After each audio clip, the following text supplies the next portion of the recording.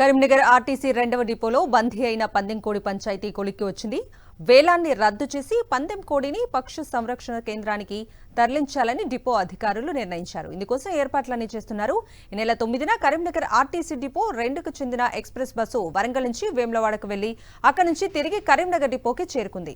Bus దిగి ఇంటికి వెళదామని బస్సు డ్రైవర్, కండక్టర్ సిద్ధమవుతుండగా ఇంతలో కోడి కూత వినపడింది. సీటు కింద దాన్ని సంచిలో జాగ్రత్తగా కట్టేసిన తీరు చూసి ఎవరో ప్రయాణికుడు మర్చిపోయాడని గుర్తించారు.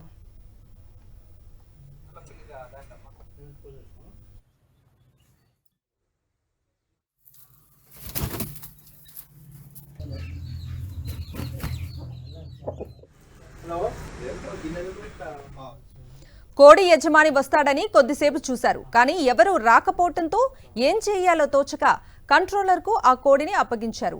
3 రోజులుగా ఆ కోడిని ఒక ఇనుప బోనులో ఉంచి రక్షణ కల్పిస్తున్నారు. దానికి దానా, నీళ్లు ఇస్తూ అతిథిలాగే మర్యాదలు చేస్తున్నారు.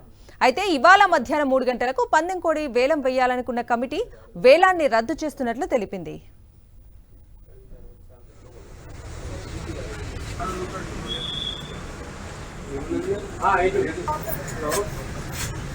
హలో